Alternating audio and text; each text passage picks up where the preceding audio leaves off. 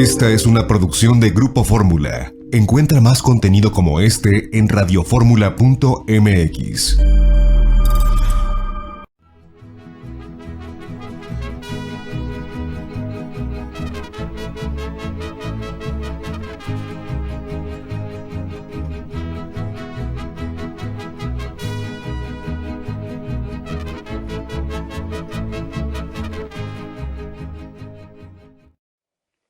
Amigas y amigos, muy buenas tardes tengan todos ustedes. Los saluda con el afecto de siempre José Manuel Villalpando, aquí en una emisión más de su programa, La Historia que Quiero Vivir, que estamos transmitiendo como todos los sábados a las 4 de la tarde, que es la hora y día en que se platica de historia de México, a través de los micrófonos y frecuencias de Radio Fórmula. Ya lo saben, en el 103.3 de FM, en la 970 de AM, ambas emisoras aquí en la capital de la República, en un programa que se transmite a muchísimas ciudades de nuestro país y también que inclusive llega al extranjero porque la señal alcanza a los Estados Unidos de América, a Puerto Rico, a Canadá y claro, a todo el mundo, a todas partes por internet a través de la página www.radioformula.com.mx, que es muy fácil de localizar,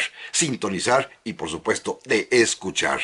Nuevamente les reitero mi agradecimiento por su compañía, por su valiosa presencia en esta tarde de sábado y por supuesto les reitero que están a su disposición las vías electrónicas que permiten comunicarnos y que respondo de inmediato, bien sea a mi correo villalpandohistoriador@gmail.com o también a mi página de Facebook, Villalpando y la Historia. Gracias de nuevo, amigas y amigos, y si les parece bien, vamos a comenzar el programa de hoy. Porque este próximo lunes, que es 18 de julio, se cumplirán exactamente 150 años de que falleciera, aquí en la Ciudad de México, el presidente Benito Juárez. Es pues el sesquicentenario, el 150 aniversario de su muerte, y a ese tema vamos a dedicar el programa de esta ocasión, porque es un tema históricamente interesante, muy importante, y que seguramente será objeto de homenajes, de ceremonias, quizá no tanto, y esto déjenme comenzar por ahí, no tanto como aconteció hace 100 años. Fíjense qué curiosa coincidencia o paradoja de la historia. En el año de 1972, hace medio siglo exactamente, cuando se cumplía en ese entonces el centenario de la muerte de Juárez, el presidente de la República en turno organizó toda una serie de conmemoraciones en torno a este acontecimiento. Inclusive los que son de mi edad o más grandes que yo recordarán que a 1972 se le denominó Año de Juárez, para recordar precisamente el centenario de su fallecimiento. Gobernaba México en ese momento el presidente Luis Echeverría Álvarez, que como todos saben, acaba recientemente de fallecer.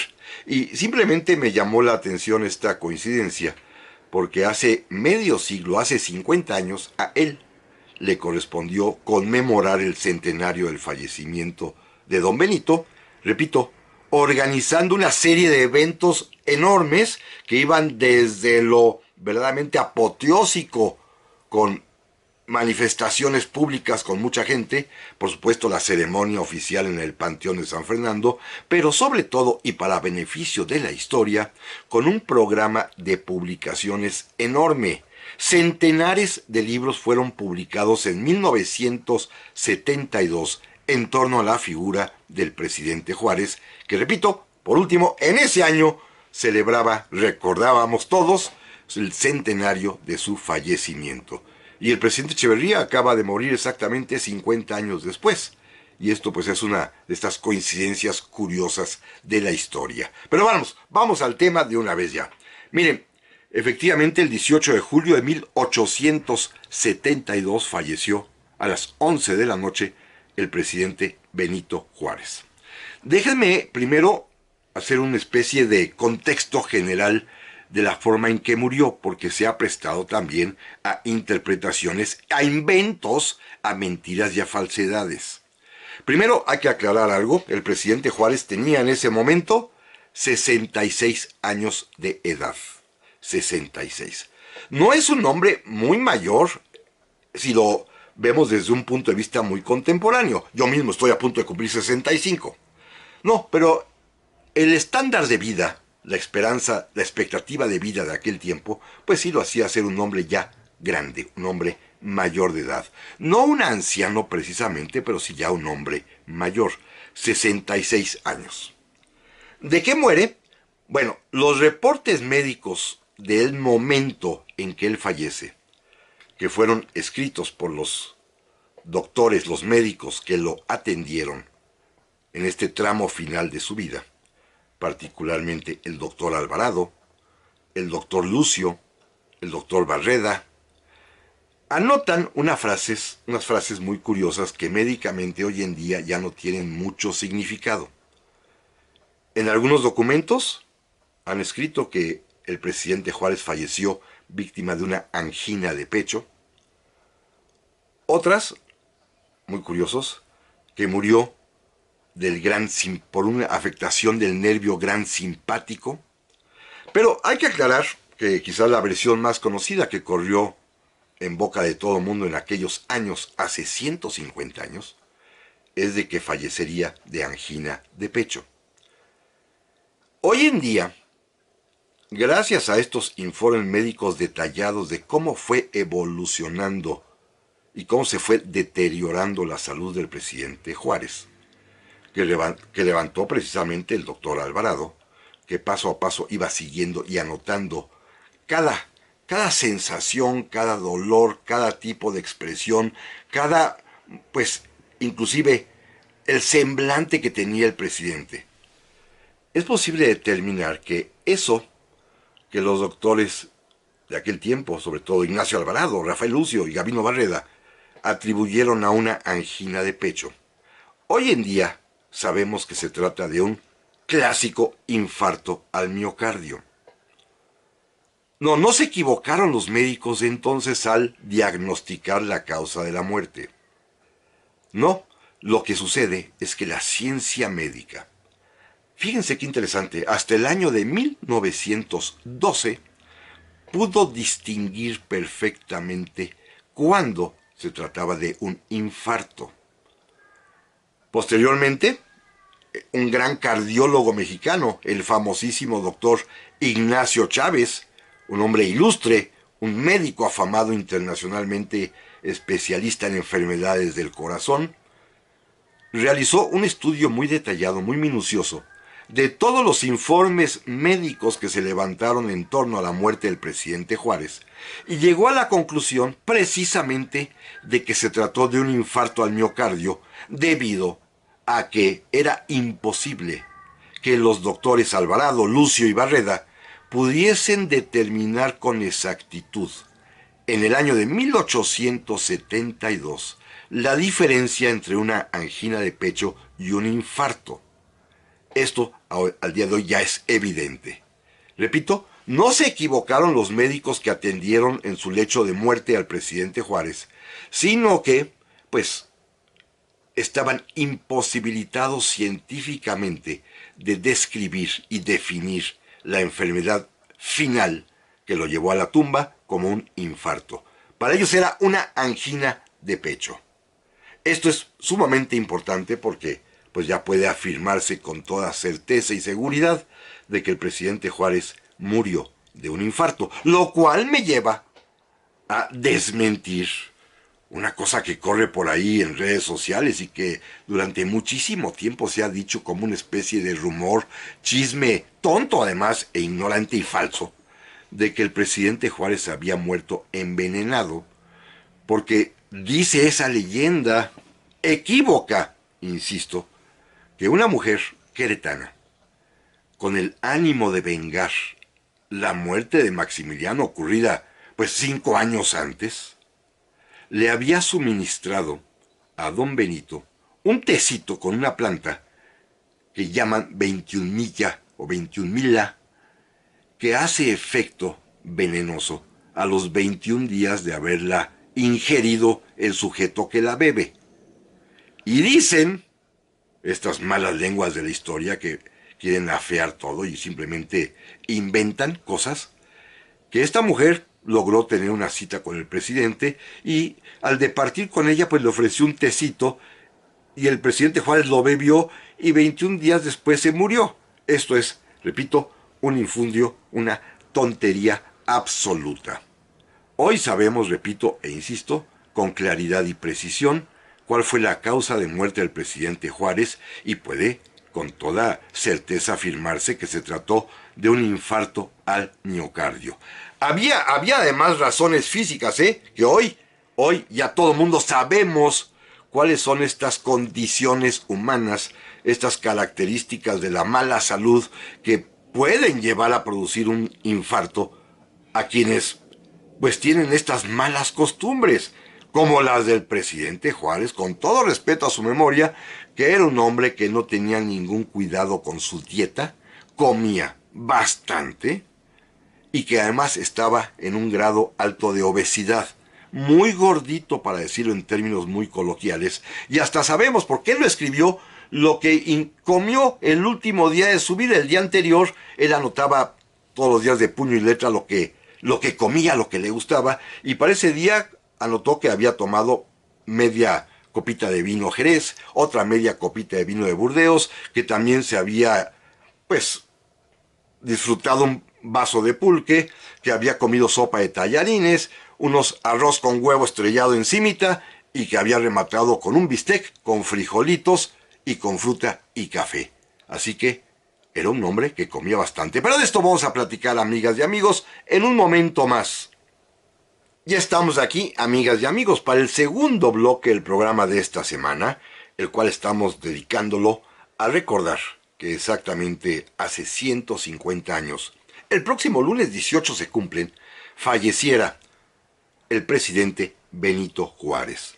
Estamos platicando acerca de cómo ocurrieron los hechos que conducirán a su muerte y nos quedábamos precisamente en este diagnóstico clínico que hoy en día ya sabemos con precisión gracias a los estudios que realizara ese eminentísimo cardiólogo mexicano, el doctor Ignacio Chávez, que la muerte del presidente Juárez se debió a un típico infarto al miocardio.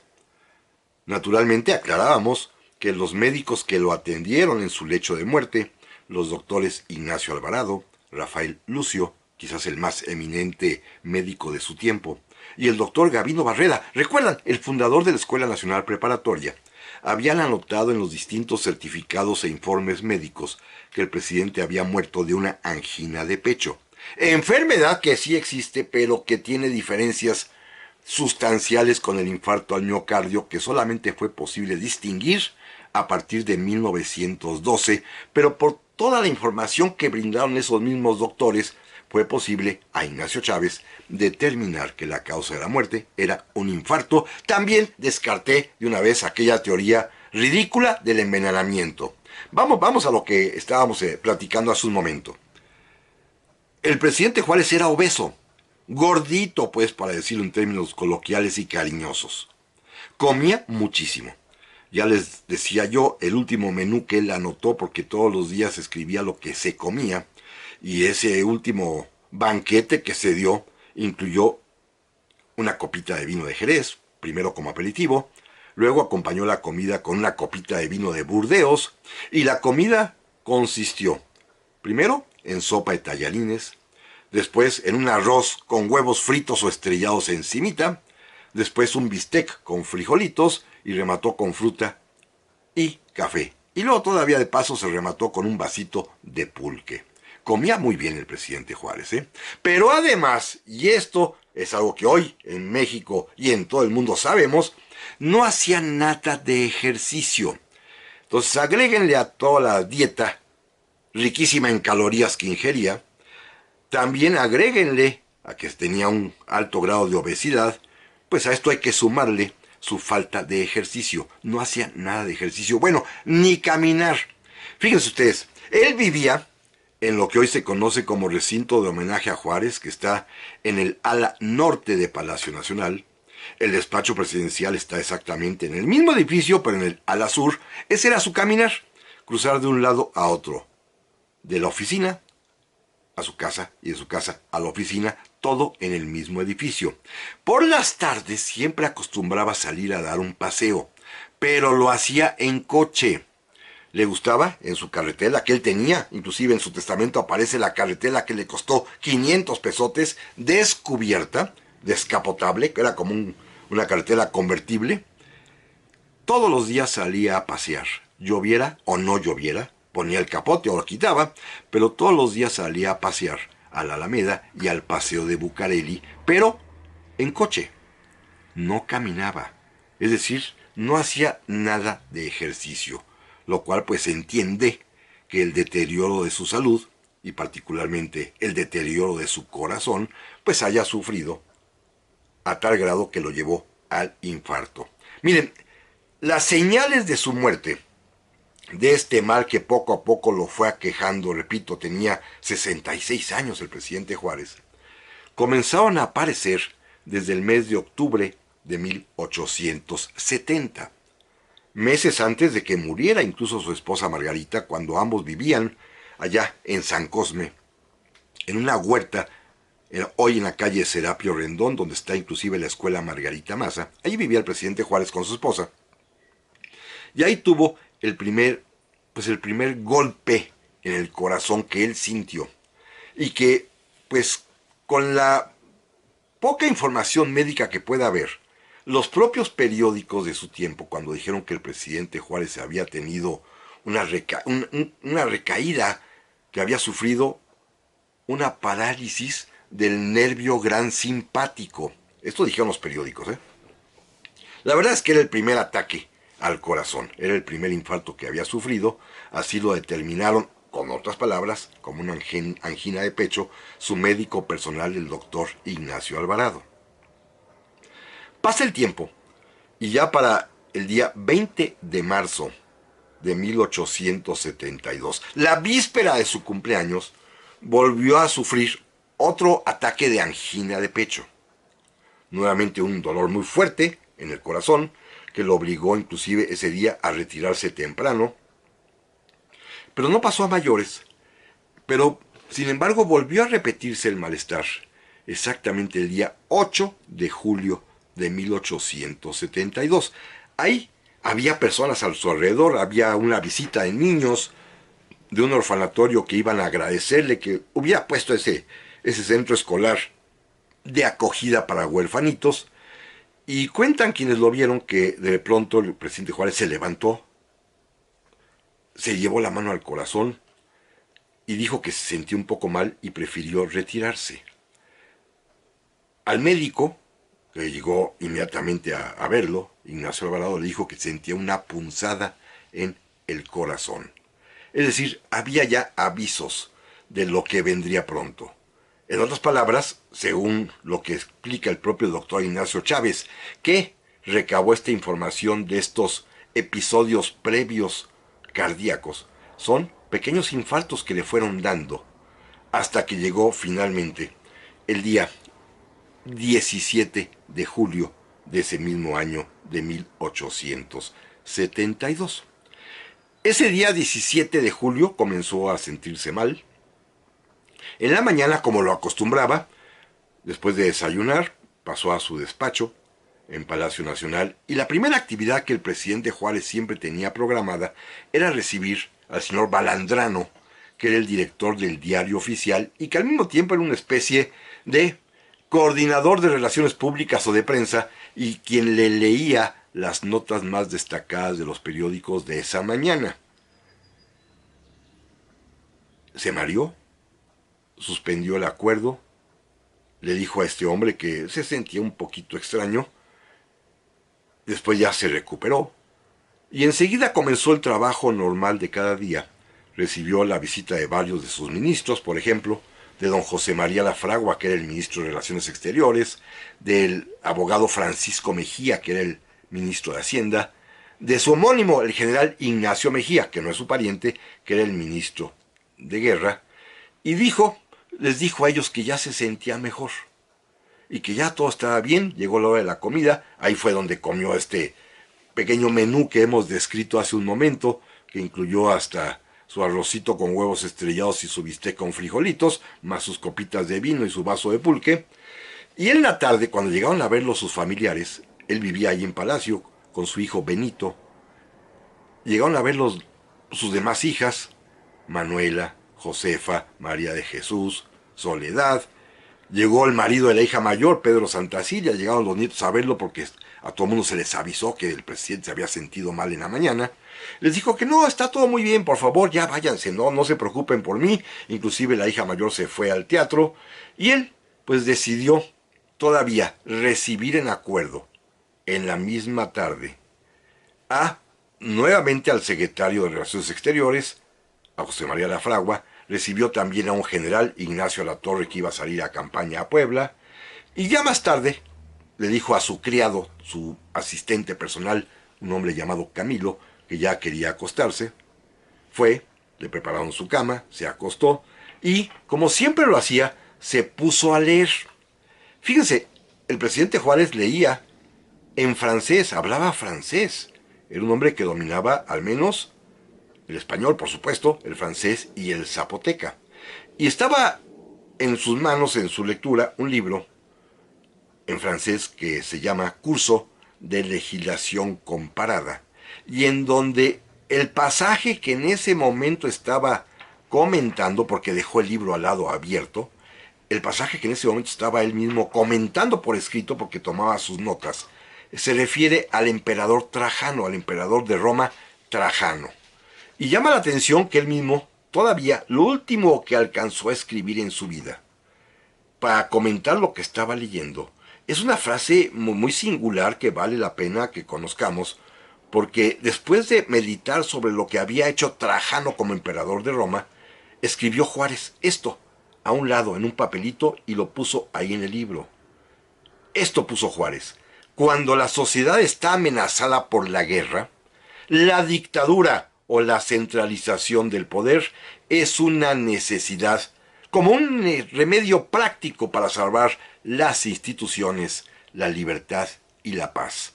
Así que había reflexionado sobre la necesidad de ejercer poder absoluto, dictadura, dice él, centralización de poder, para salvar instituciones, libertad y paz. Esto fue lo último que alcanzó a escribir. Después ya se sintió mal, decidió dormirse, puso a un lado el libro, lo dejó abierto con el papelito anotado, y sin embargo pasó muy mala noche porque tanto su hijo Benito como su criado Camilo se dieron cuenta que a cada rato se levantaba, estaba molesto, tenía náuseas, volvió el estómago, pasó, en suma, muy pero muy mala noche, y pues finalmente, medio como pudo, logró dormirse, para despertar el día 18 de julio nuevamente mal. Pero antes de irnos al corte, y como siempre lo hacemos, miren, si ustedes quieren saber al detalle todo lo ocurrido en torno a la muerte del presidente Juárez, hay una obra fundamental, en 15 tomos, por supuesto, que son los discursos, correspondencia y todos los documentos de su archivo personal. 15 tomos gruesísimos, bastante voluminosos, casi de 1300 páginas cada uno de ellos, que contiene todos los documentos oficiales, carta, correspondencia, pensamientos diarios, anotaciones, todo el archivo del presidente Juárez, que fue recopilado allá por 1970 por el ingeniero Jorge L. Tamayo, y en su tomo 15, el último tomo, contiene verdaderamente una riqueza documental importantísima para conocer todo alrededor de la muerte del presidente Juárez, desde los informes médicos hasta las notas periodísticas, pasando hasta por curiosidades bastante extravagantes, como pueden serlo este menú que el propio presidente Juárez anotó de puño y letra de lo que se comió la víspera de su muerte. Es un libro importantísimo. Para quien quiere saber de veras de Juárez, estos 15 tomos son fundamentales. Claro, hoy se habla de Juárez con una ligereza absoluta y hay que tener la consulta presente de este libro, repito, fundamental. Los documentos y correspondencia de Juárez en 15 volúmenes. Y ahora sí, amigas y amigos, volvemos en un momento más Ya estamos aquí, amigas y amigos, para el tercer bloque del programa esta semana, en el cual estamos recordando que hace 150 años, el próximo 18 de julio, conmemoraremos el aniversario de la muerte del presidente Benito Juárez, cuyo deceso, cuyo fallecimiento estamos comentando.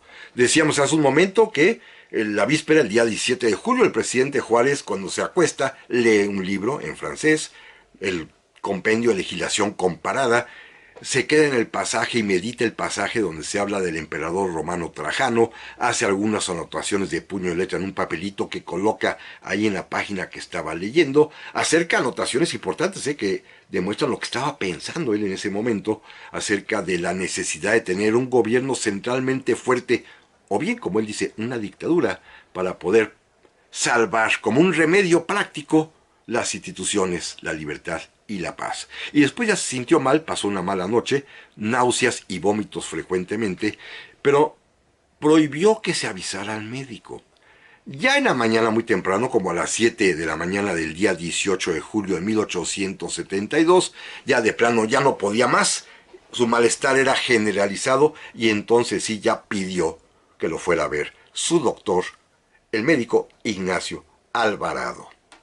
También fíjese qué curioso, como se iba a correr seguramente el chisme, la noticia de que estaba muy enfermo, pidió que a la gente le dijeran, ya incluso a los más cercanos ministros, que se sentía un poquito indispuesto por dolores de reuma en las piernas.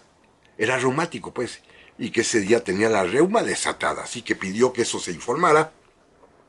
Pero sin embargo, los ministros más cercanos, de plano, no se tragaron esta mentirilla, ¿eh? Quizás el resto de la gente sí.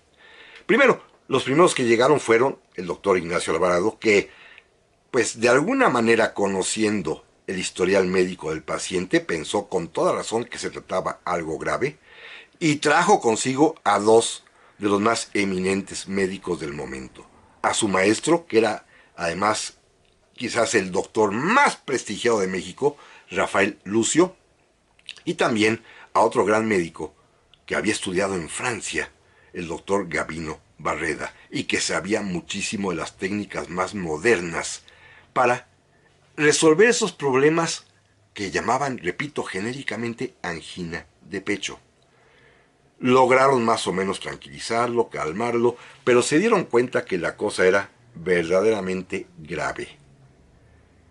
Así se lo informaron inclusive a la familia. Estaba ahí ya su hija Manuela, su yerno Pedro Santacilia, las otras hijas, el joven Benito. Los doctores no tuvieron ningún temor en decirle a la familia que la enfermedad del presidente era algo bastante serio y grave. A las 10 de la mañana, el presidente recibió en acuerdo todavía nuevamente al ministro de Relaciones Exteriores, José María Lafragua, al ministro de Hacienda, porque había que resolver algunas cosas con urgencia, y también al ministro de Guerra.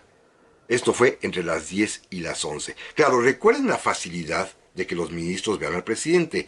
Todos ellos trabajan en el mismo edificio de Palacio Nacional, donde está el despacho presidencial, pero también estaban por allí los despachos de los distintos ministerios. A las 11 de la mañana, y aquí ya comienza, vino un ataque muy fuerte al corazón. Un dolor terrible. Los médicos, los tres, Ignacio Alvarado, Rafael Lucio, Gabino Barreda, que tenían conocimiento teórico, muy teórico, repito, aún no se podía diagnosticar un infarto. Sabían, eso sí, que un potente choque podía ayudar a liberar el corazón de los coágulos que tiene atorados. Conocían la teoría. Hoy en día ya sabemos que con un electroshock la gente puede sobrevivir al infarto.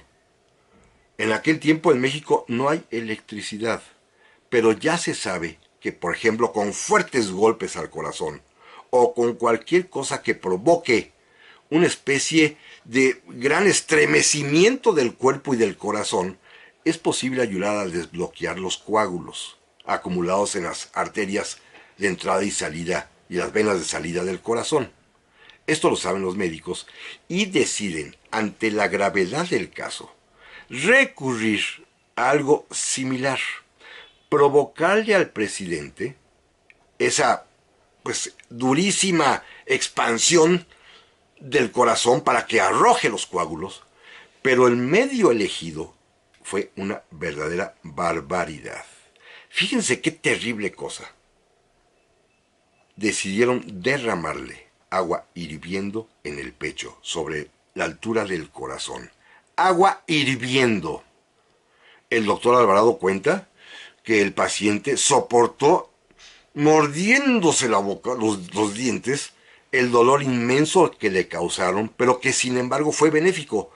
A los 10 minutos el presidente Juárez se tranquilizó, comenzó a respirar ya pausadamente porque había salido de ese infarto. Claro, le había quedado en el pecho una quemada bárbara. El presidente Juárez inmediatamente presintió que estaba ya en vísperas de fallecer. Una vez que estuvo tranquilo, le preguntó al doctor Alvarado, que así lo notó en sus recuerdos, que si su enfermedad era mortal.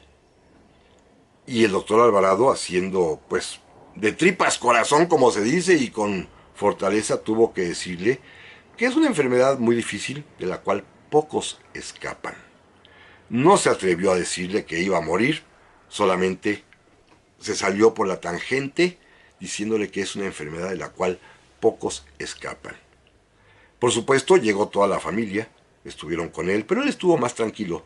A las 12 o 1 de la tarde, comió, dice el propio presidente Juárez, que le trajeran algo de dieta. No sabemos qué le dieron de comer en ese último día, pero a las 5 de la tarde, nuevamente otro ataque terrible, más grave que el de la mañana, obligó a que los 3 médicos nuevamente repitieran el procedimiento de derramarle una cubetada de agua hirviendo. Fue terrible, ¿eh? Aquí sí, el presidente Juárez ya dio alaridos de dolor.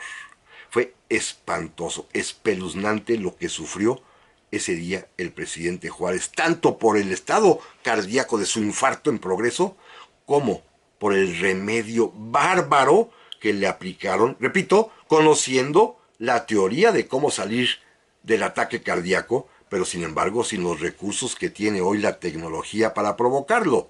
Fue con agua hirviendo, una cubetada de agua hirviendo, que esta vez sí, con todo su pesar, el doctor Alvarado en su informe médico dice que lo ocasionó que se le levantara una ampolla gigantesca en el pecho.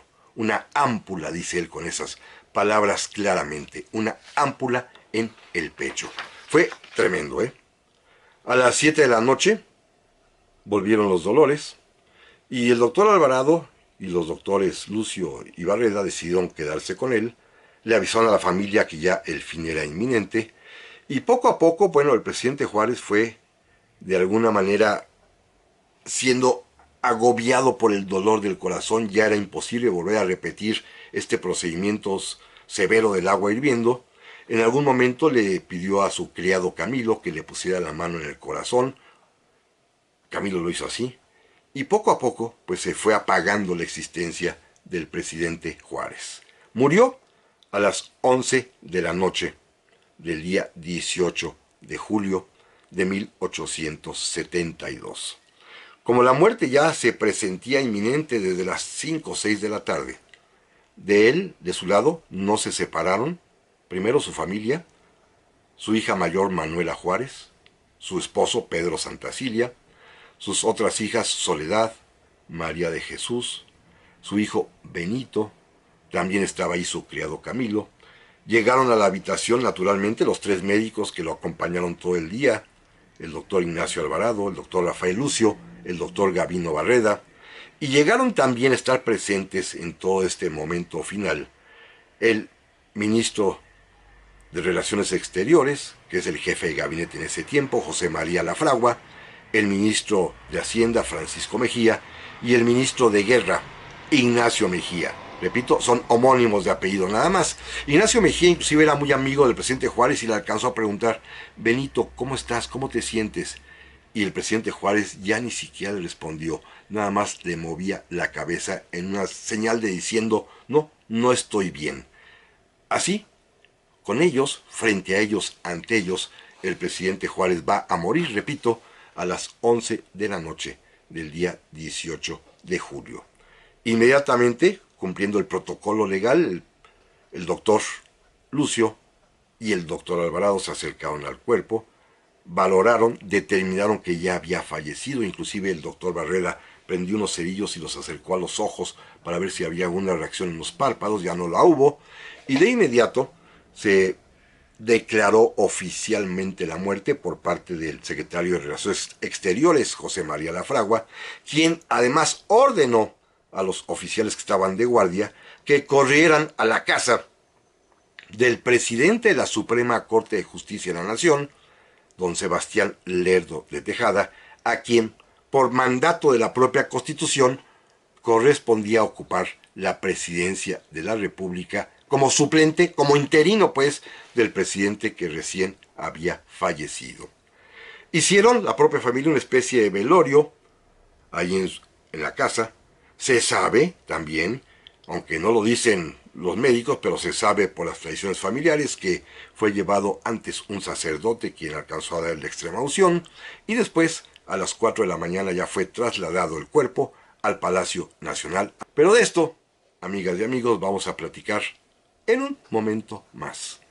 Ya estamos aquí, amigas y amigos, para el último bloque del programa de esta semana, en el cual hemos recordado el fallecimiento del presidente Benito Juárez, que ocurrió exactamente hace 150 años, el día 18 de julio, pero de 1872.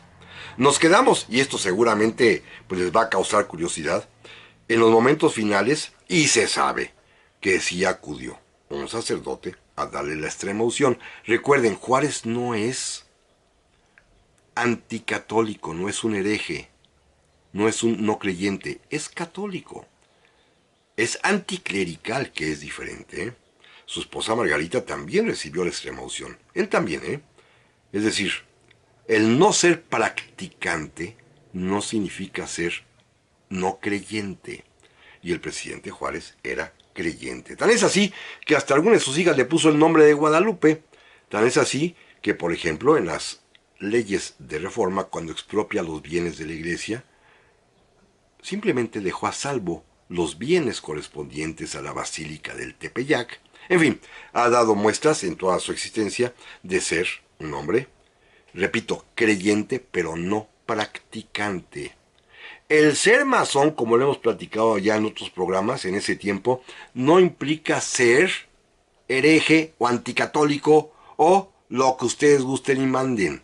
Incluso los masones son creyentes y creen en Dios, en lo que ellos llaman el gran arquitecto del universo. Pero bueno, no es el tema en este momento, pero el caso está en que el presidente Juárez fallece a las 11 de la noche, hacen la familia una especie de velorio pues íntimo y a las 4 de la mañana trasladan el cuerpo del presidente a Palacio Nacional, a las oficinas presidenciales, en donde se va a proceder a su embalsamamiento, que van a realizar a partir de las 10 de la mañana, por la necesidad de que el cuerpo pasaran al menos pues casi 12 horas para poder abrirlo, los doctores que lo habían atendido, Ignacio Alvarado, Rafael Lucio y Gabino Barreda, quienes van a embalsamar el cuerpo, y de tal manera que quedara tan perfecto que el embalsamamiento dilató de las 10 de la mañana hasta las 7 de la noche. Fueron muchas horas de trabajo para que quedara perfecto y preservado y conservado el cuerpo de Benito Juárez.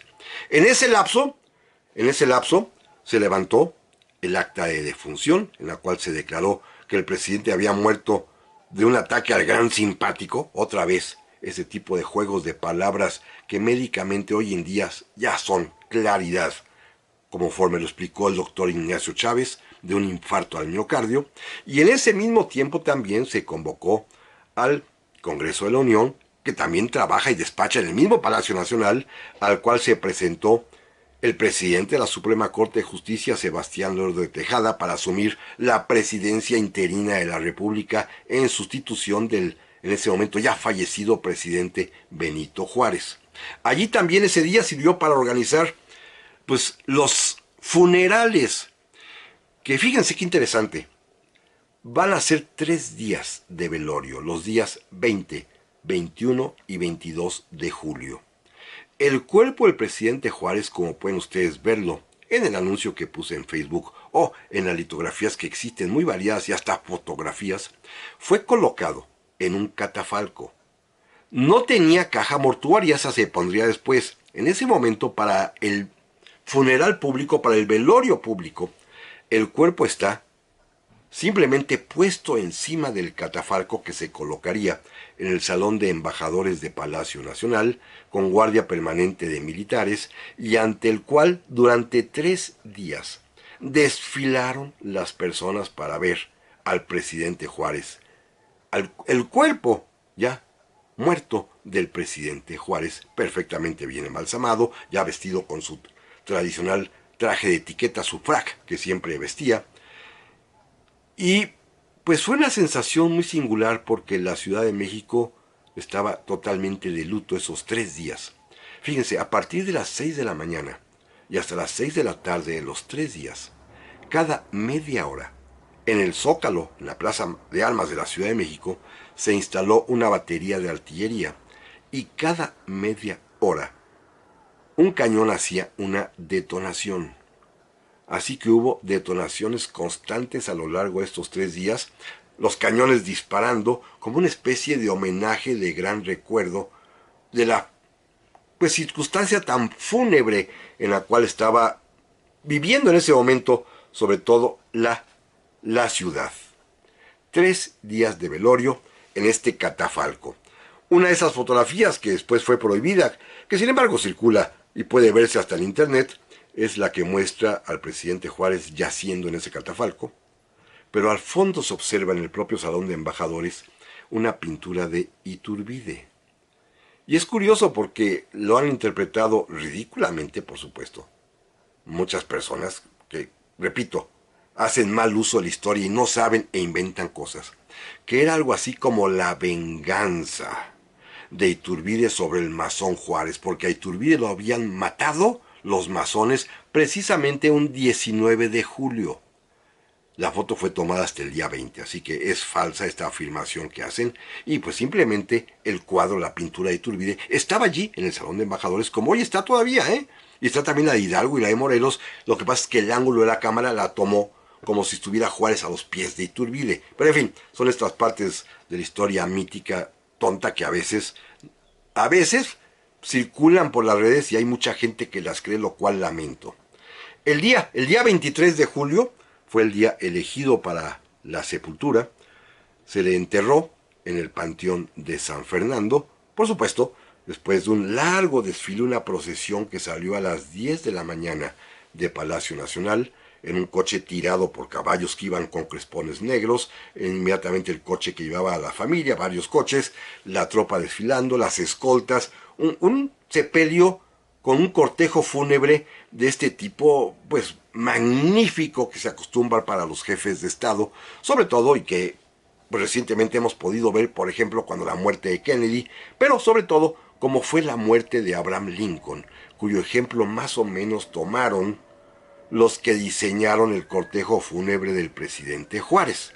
Lo llevaron, repito, al Panteón de San Fernando, porque allí estaba sepultado, para empezar, doña Margarita, la esposa del presidente Juárez, porque además allí estaban sepultados en los mismos nichos los hijos que habían fallecido de don Benito. Cinco niños tuvieron que habían muerto, todos ellos a temprana edad, salvo los últimos, y todos fueron sepultados allí. Los Juárez tenían, Margarita y don Benito tenían esta particular manía de recoger los cadáveres de sus hijos. Fíjense, sus dos primeras hijas, Guadalupe y otra más, habían muerto en la ciudad de Oaxaca, allá en 1850, 1853, y se trajeron los cadáveres de las niñitas chiquitas. Otro niñito, Francisco, murió a los 2 años de edad en la Ciudad de México, también tenía el cadáver, y sus hijos Pepito y Antoñito, que habían muerto en 1864 y 65 de pulmonía en Nueva York, que ya hemos platicado de ellos, también se trajeron los cadáveres embalsamados. Juntaban pues los cadáveres de sus 5 hijos muertos y estaban todos sepultados con doña Margarita, y allí mismo se decidió que fuera sepultado el presidente Juárez. Así lo decidió su familia. La ceremonia de entierro fue terriblemente larga, duró más de 2 horas porque, fíjense, se dijeron 11 discursos y todavía se remató con una poesía que declamó el poeta José Rosas Moreno, que hoy conocemos nada más porque tiene nombre de calle en la colonia San Rafael, pero hablaron José María Vigil, José María Iglesias, Alfredo Chavero, el representante de los masones, el representante de los músicos, el representante de los médicos, el representante de los masones, hasta 2 niños de escuelas primarias dijeron discursos en los funerales de Benito Juárez. Larguísimo, a grado tal que hubo mucha gente que se sentía mal porque estaban a pleno sol, y mucha gente se retiró, entre ellos el embajador norteamericano, que casi se desmaya de estar soportando la larga perorata de 12 discursos, hasta que finalmente pues sería ya sepultado el presidente Juárez.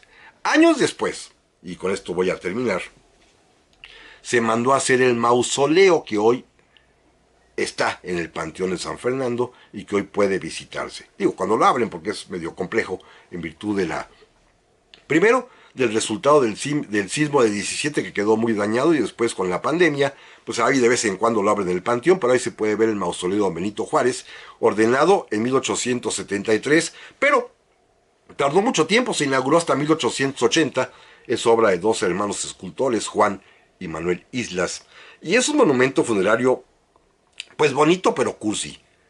Es algo así como la Piedad de Miguel Ángel Buonarroti, que está allá en el Vaticano, pero a la mexicana. Una mujer dolorosa recoge en sus brazos y en sus piernas el cadáver de Benito Juárez. La mujer es la patria y Juárez pues está ahí tendido.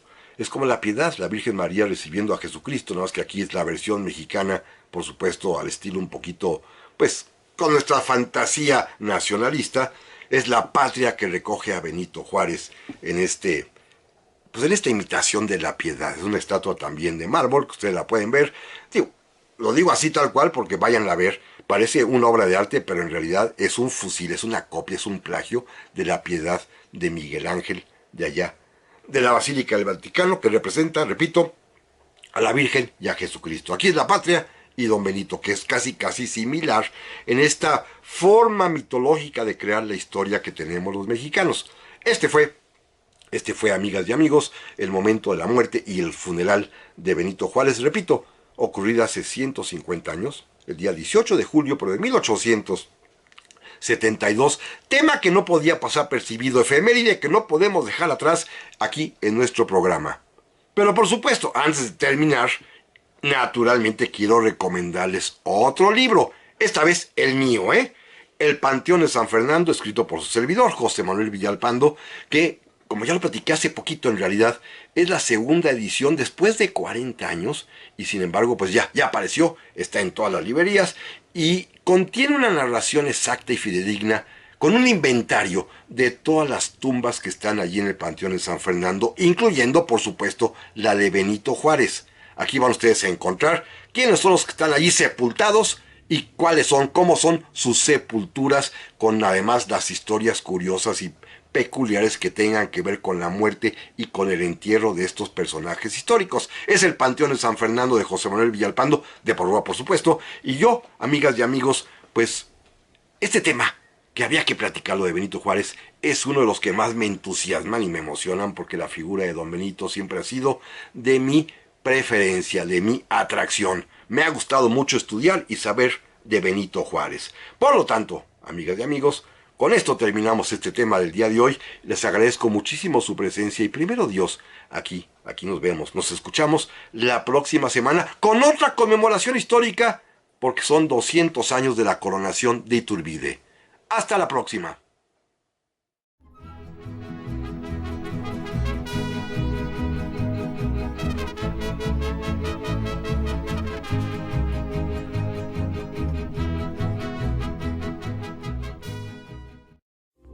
Esta fue una producción de Grupo Fórmula. Encuentra más contenido como este en radioformula.mx.